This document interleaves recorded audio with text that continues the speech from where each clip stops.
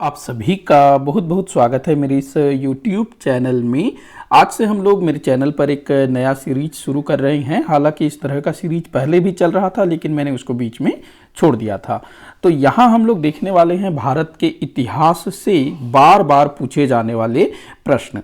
और यहाँ पर इस वीडियो श्रृंखला में मैं जो भी प्रश्न लूँगा वो सारे के सारे जो क्वेश्चंस हैं ना, अगर आप यूजीसी नेट की तैयारी कर रहे हैं, सेट की तैयारी कर रहे हैं, टीजीटी पीजीटी की तैयारी कर रहे हैं, असिस्टेंट प्रोफेसर की तैयारी कर रहे हैं, या फिर कोई भी ऐसा एग्ज़ाम जिसमें भारत के इतिहास से बहुत सारे प्रश्न पूछे जाते हैं, अगर ऐसे किसी भी परीक्षा की तैयारी कर रहे हैं तो आपके लिए यह वीडियो श्रृंखला काफ़ी महत्वपूर्ण हो सकती है।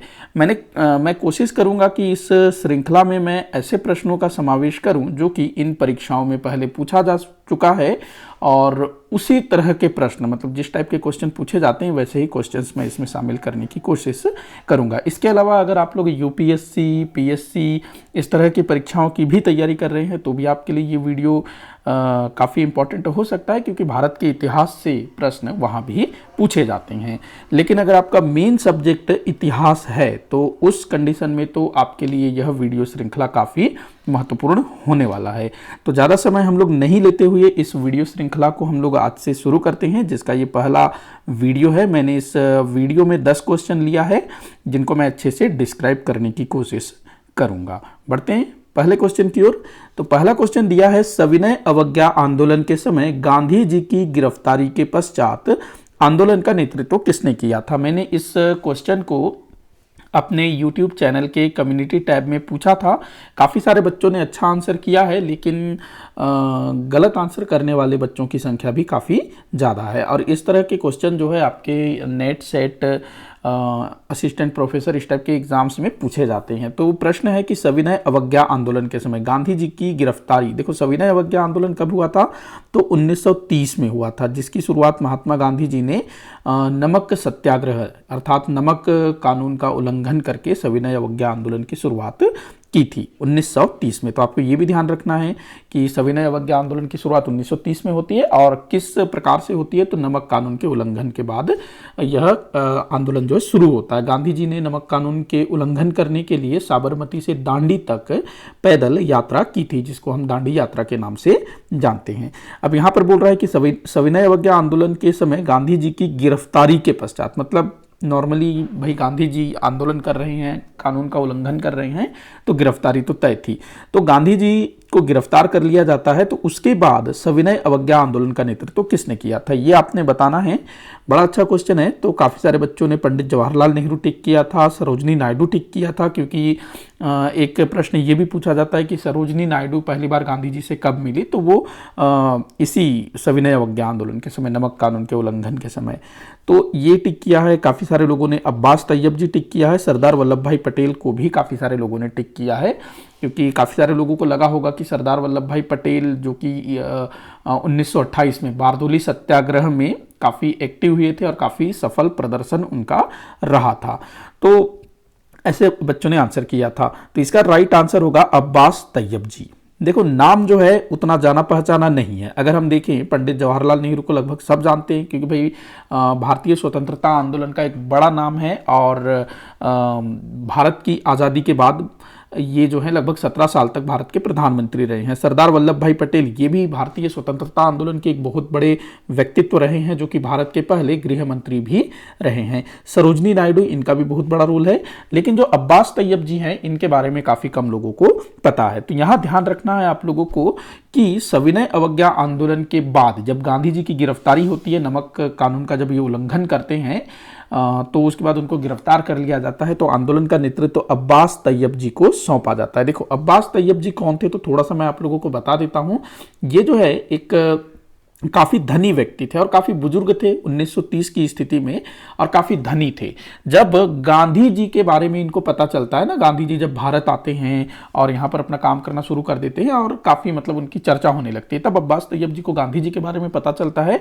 और अब्बास तैयब जी जब गांधी जी से मिलते हैं तो उनसे काफ़ी प्रभावित हो जाते हैं और गांधी जी के साथ मिल जाते हैं। मतलब उनके जो भी मतलब सत्याग्रह आश्रम है उसके साथ जो है जुड़ जाते हैं और गांधी जी के हर काम में हेल्प करना शुरू कर देते हैं। अब 1930 में जब गांधी जी दांडी यात्रा की प्लानिंग कर रहे थे तो वहां पर लिस्ट बनता है कि कितने लोग, देखो आप लोगों को पता होगा कि दांडी यात्रा में गांधी जी के साथ 78 कुल 78 लोग जो है पद यात्रा पर गए थे। टोटल 78 लोग जो है साबरमती आश्रम से दांडी तक पैदल यात्रा के लिए गए थे। तो जब गांधी जी ने इन 78 लोगों की सूची तैयार की ना कि कौन कौन उनके साथ जो है पैदल यात्रा पर जाएगा, तो उसमें एक नाम था तैयब जी, एक नाम था तैयब जी।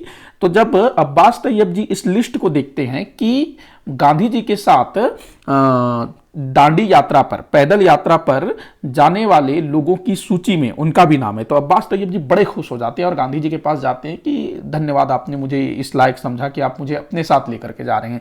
तब गांधी जी मुस्कुराते हैं और कहते हैं कि तैयब जी आप काफ़ी बुजुर्ग हैं, आप काफ़ी बुजुर्ग हैं, आप इतनी लंबी दूरी पैदल नहीं तय कर पाएंगे। ये जो तैयब जी हैं ये हमारे आश्रम के एक दूसरे व्यक्ति हैं जो कि युवा हैं, आपका ये नाम नहीं है। तो ये मतलब छोटा सा कन्फ्यूजन हो जाता है। तैयब जी को लगता है कि उनको शामिल किया गया तो बड़े खुश हो जाते हैं, लेकिन उनको शामिल नहीं किया गया था क्योंकि वो बुजुर्ग थे, वो कोई और तैयब जी थे। तो यहाँ पर अब्बास तैयब जी जो है काफ़ी नाराज हो जाते हैं गांधी जी से। तो यहाँ पर गांधी जी कहते हैं कि आप नाराज मत होइए, जब मैं इस आंदोलन के समय गिरफ्तार हो जाऊँ ना, उसके बाद आंदोलन का नेतृत्व आप ही करेंगे। मैं आपको जो है अपना उत्तराधिकारी नियुक्त करता हूँ कि आंदोलन के समय, क्योंकि उनको पता था कि भाई गिरफ्तारी तो होनी ही होनी है, तो गांधी जी ने बोला कि मेरी गिरफ्तारी के बाद आप ही आंदोलन का नेतृत्व करेंगे। तो इसी के तहत जो है गांधी जी की गिरफ्तारी के बाद अब्बास तैयब जी को नेतृत्व मिलता है। तो काफी इंटरेस्टिंग चीजें, ध्यान रखना। आगे बढ़ते हैं। अगला क्वेश्चन दिया है, महाकवि कालिदास जी की कौन सी रचना नाटक नहीं है? तो देखो महाकवि कालिदास जी, इनसे काफी सारे क्वेश्चन पूछा जाता है UGC NET SET AP TGT PGT इन सब परीक्षाओं में। इसके अलावा यूपीएससी पीएससी में भी काफ़ी क्वेश्चन इनसे बनता है। तो महाकवि कालिदास जी की कुल 7 रचनाएं अभी तक ज्ञात है। वैसे तो काफ़ी सारी रचनाओं को महाकवि कालिदास जी की रचना माना जाता है, लेकिन अभी तक 7 रचनाओं को ही प्रमाणिक तौर पर महाकवि कालिदास जी की रचना मानी गई है। अब इन 7 रचनाओं में से 3 जो है नाटक है, 2 महाकाव्य है और 2 खंड काव्य है। तो यहां पर प्रश्न पूछ रहा है कि कौन सी रचना नाटक नहीं है। तो आपको जो है महाकवि कालिदास जी की तीनों नाटकों का नाम याद होना है, खंड काव्य के नाम याद होना है, महाकाव्य के नाम भी याद होना है। तो यहां पर देखते हैं, अभिज्ञान शाकुंतलम ये नाटक है, उसके बाद विक्रमोर्वशीयम ये भी नाटक है, मालविकाग्नि मित्रम ये भी नाटक है। इसके बाद जो कुमार संभवम दिया हुआ है ना, ये एक महाकाव्य है। कुमार संभव क्या है? एक महाकाव्य है। कुमार संभव के अलावा रघुवंशम ये महाकाव्य है, और 2 खंड काव्य, एक तो मेघदूत और दूसरा ऋतुसंहार। तो ये 7 रचनाएं महाकवि कालिदास जी की जो आपको याद रखना है, और कौन नाटक है, महाकाव्य है, खंड काव्य है, ये भी काफी इंपॉर्टेंट है। बढ़ते हैं अगले क्वेश्चन की तरफ। अगला क्वेश्चन दिया हुआ है, निम्नलिखित में से कौन सा कथन बलबन के संबंध में सही नहीं है? तो बलबन के संबंध में कौन सा कथन सही नहीं है, ये आपको बताना है। तो देखो इसमें जो पहला दिया है, उसने नियाबत एक खुदाई के सिद्धांत का प्रतिपादन किया, ये बिल्कुल सही है। उसने इक्तादारी व्यवस्था का प्रारंभ किया। देखो इक्तादारी व्यवस्था, इसकी जो शुरुआत की थी इल्तुतमिश ने की थी, अर्थात ये जो कथन है आपका गलत हो जाएगा। तो इस ऐसे जो है ना सही गलत वाले क्वेश्चन काफी पूछे जाते हैं। उसके बाद दिया है, उसने तुर्कान ए चिहालगानी प्रभाव समाप्त किया। ये जो तुर्कान ए चिहालगानी जो है ना, ये एक 40 गुलामों का दल था जिसको इल्तुतमिश ने शुरू किया था अपने समय में, और आगे चल करके ये जो 40 गुलामों का जो दल है ये काफ़ी प्रभावशाली हो जाता है। खुद बलबन किसी समय में इसी दल का सदस्य हुआ करता था, लेकिन बलबन ने अपने समय में जब वो सुल्तान बनता है ना तो इसको समाप्त कर देता है। तो ये भी बिल्कुल सही है। उसने बंगाल के विद्रोह का दमन किया। तो उस समय बंगाल में काफ़ी विद्रोह होता था और लगभग अधिकतर सुल्तानों ने बंगाल के विद्रोह का दमन किया था, तो बलबन ने भी किया था। तो आपका आंसर हो जाएगा ब, क्योंकि ब जो है सही नहीं है। आगे बढ़ते हैं अगले क्वेश्चन की तरफ। अगला क्वेश्चन दिया है, बाबा भीमराव अंबेडकर ने हिंदू धर्म को त्याग कर किस धर्म को अंगीकार किया था? तो देखो बाबा भीमराव अंबेडकर, BR अंबेडकर, इन्होंने ना हिंदू धर्म, ये दलित थे और हिंदू धर्म के अंतर्गत ये आते थे।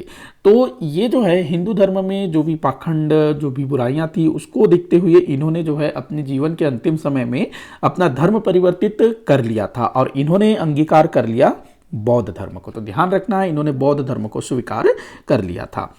अगला क्वेश्चन देखते हैं, बौद्ध धर्म से संबंधित शासक नहीं है। कौन सा शासक जो है बौद्ध धर्म से संबंधित नहीं है? तो देखते हैं बौद्ध धर्म से किसका संबंध नहीं है। तो अगर हम अशोक की बात करें तो सम्राट अशोक तो भाई बौद्ध धर्म का एक बहुत बड़ा नाम है, इन्होंने बौद्ध धर्म से संबंधित काफी सारे कार्य करवाए थे। उसके बाद हर्षवर्धन, इनके बारे में भी सबको पता है कि बौद्ध धर्म से संबंधित एक राजा थे।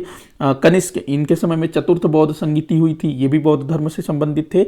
लेकिन जो चंद्रगुप्त मौर्य है ना, इन्होंने जैन धर्म को अपना रखा था, ध्यान रखेंगे, जैन धर्म से संबंधित थे चंद्रगुप्त मौर्य, जो कि अशोक के दादाजी थे। अगला क्वेश्चन दिया है, पांडुरंग महात्म्य किसकी रचना है? पांडुरंग महात्म्य काफी इंपॉर्टेंट क्वेश्चन हो सकता है ये भी। तो पांडुरंग महात्म्य जो है तेनाली रामकृष्ण, इनकी रचना है। तेनाली रामकृष्ण, जिनको हम तेनाली रामा कहते हैं ना, काफी फेमस है ये तेनाली रामा।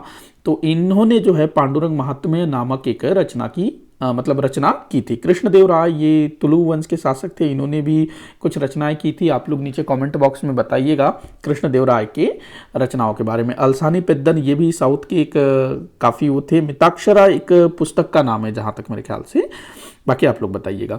तो तेनाली रामकृष्ण, पांडुरंग महात्म्य। अगला क्वेश्चन हम देखते हैं, गौतम बुद्ध की सर्वाधिक प्रतिमाएं किस शैली में निर्मित है? तो गौतम बुद्ध की सर्वाधिक प्रतिमाएं, देखो हमारे भारत में गौतम जो बौद्ध धर्म है ना, उनकी जो प्रतिमाएं काफ़ी बनी हुई, बौद्ध धर्म जैन धर्म से संबंधित। उसके बाद जाकर के हिंदू धर्म के देवी देवताओं की मूर्तियां बननी शुरू हुई। तो गौतम बुद्ध की सबसे ज़्यादा जो प्रतिमाएं हैं ना, वो गांधार शैली में निर्मित हुई है। ध्यान रखना, अगर आपसे क्वेश्चन पूछा जाए कि गौतम बुद्ध की सबसे पहली प्रतिमा किस शैली में बनाई गई थी, तो वो मथुरा शैली में बनाई गई थी।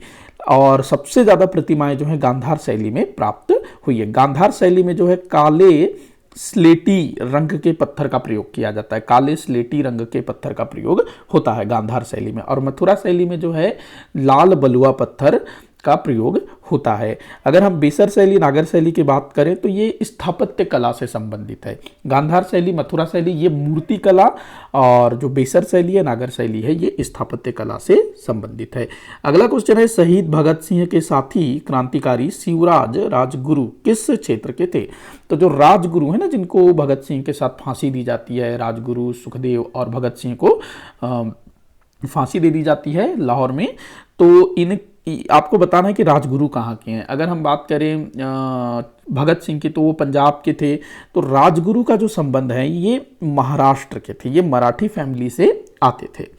अगला क्वेश्चन दिया है, निम्न में से कौन सा कथन सत्य है? तो सत्य कथन को आपको पहचानना है, देख लेते हैं भाई। तो यहाँ पहला दिया है, निम्न में से कौन सा कथन, पहला दिया, मेगस्थनीज ने अपनी रचना इंडिका में कौटिल्य का उल्लेख किया है। तो मेगस्थनीज ने अपनी रचना इंडिका, मेगस्थनीज कौन था? तो ये जो है एक यूनानी था जो कि भारत में आया हुआ था। चंद्रगुप्त मौर्य के समय में यूनानी राजदूत के रूप में भारत की उस समय जो राजधानी होती थी ना, पाटलिपुत्र, वहाँ ये रहा करता था। कुछ साल इसने बिताई थी। एक तरह से इसको जो है विदेशी यात्री भी कहा जाता है। और इसने जो है भारत के संदर्भ में एक पुस्तक लिखा जिसका नाम रखा गया है इंडिका। तो यहाँ बोल रहा है कि इंडिका में कौटिल्य का उल्लेख किया है, तो ये बिल्कुल गलत है। मेगस्थनीज ने अपनी रचना इंडिका में कहीं भी कौटिल्य का उल्लेख नहीं किया है। ध्यान रखना, कौटिल्य का कहीं भी उल्लेख नहीं मिलता है। अच्छा, यहाँ पर एक बात भी आप लोगों को ध्यान रखना है कि मेगस्थनीज की जो इंडिका है ना पुस्तक है, वो मूल रूप में उसकी जो मूल प्रति है अभी तक प्राप्त नहीं हो सकी है। उसकी अगर मूल प्रति की कोई कॉपी, प्रतिलिपि, वो भी अभी तक प्राप्त नहीं हुई है। तो मेगस्थनीज की इंडिका के बारे में हमको कैसे पता चलता है? तो मेगस्थनीज के बाद के जो लेखक हुए ना, यूनानी लेखक या जो भी उधर के जो लेखक हुए, उन्होंने मेगस्थनीज की इंडिका को आधार बना करके काफ़ी सारी पुस्तकें लिखी है। तो उन्हीं पुस्तकों में मेगस्थनीज के जैसे आप लोग पुस्तक पढ़ते हैं ना कि उसमें दिया हुआ होता है फला लेखक ने फला विषय में ये कहा है, तो वैसे जो है काफ़ी सारे उद्धरण मेगस्थनीज के बाद के लेखकों ने इंडिका से लिया है। तो उन्हीं से पता चलता है इंडिका के बारे में, और उनमें कहीं भी कौटिल्य का उल्लेख नहीं मिलता है। काफ़ी सारे विद्वानों का मानना है कि हो सकता है मेगस्थनीज ने कौटिल्य का उल्लेख किया हो, लेकिन वो चीज़ जो है अभी तक प्राप्त नहीं हुई होगी, ऐसा माना जाता है। तो अभी तक के लिए कौटिल्य का उल्लेख मेगस्थनीज की इंडिका में नहीं मिलता है, तो ये कथन हो जाएगा गलत। अगला दिया है मेगास्थनीज ने अपनी रचना इंडिका में कौटिल्य का उल्लेख नहीं किया है, तो ये कथन सही हो जाएगा। अगला देख, तो यहाँ पर केवल 2 सही है, ब जो है आपका उत्तर होगा। अगला क्वेश्चन है जो कि वीडियो का आखिरी क्वेश्चन होगा, हाँ 10 ही क्वेश्चन मैंने लिया है। किन शासकों ने कभी भी अपनी मुद्राएं जारी नहीं की? काफी इंपॉर्टेंट क्वेश्चन हो सकता है। जो पल्लव शासक है ना, जो दक्षिण में शासन करते थे, इन्होंने कभी भी अपनी मुद्राएं जारी नहीं की थी। पल्लव शासकों ने, काफी शक्तिशाली शासक थे, लेकिन मुद्राएं जारी इन्होंने नहीं की थी। तो इसी के साथ आज का ये वीडियो यहीं पर समाप्त होता है। आप लोग मुझे कमेंट बॉक्स में बताइएगा कि वीडियो आप लोगों को कैसा लगा, और यह श्रृंखला मैं शुरू कर रहा हूं, तो इसमें अगर आप लोगों के कोई सुझाव हो या फिर किसी प्रकार का कोई परिवर्तन करना है, कोई भी आप सुझाव देना चाहते हैं, आप मुझे दे सकते हैं। और इस वीडियो से संबंधित कोई भी डाउट या फिर मेरे द्वारा कोई भी दी गई जानकारी अगर आप लोगों को लगता है कि गलत मैंने कोई बात बताया है, तो उसको आप कमेंट बॉक्स में बताइएगा, ताकि मैं उसको सॉल्व कर सकूं, सुधार सकूं। वीडियो को जितना हो सके उतना आप शेयर करिएगा। अच्छा लगा हो तो लाइक ज़रूर करिएगा, चैनल को सब्सक्राइब करिएगा, ताकि आगे भी ऐसे ही वीडियोज़ आपको देखने को मिलता रहे। वीडियो को आखिर तक देखने के लिए बहुत बहुत धन्यवाद।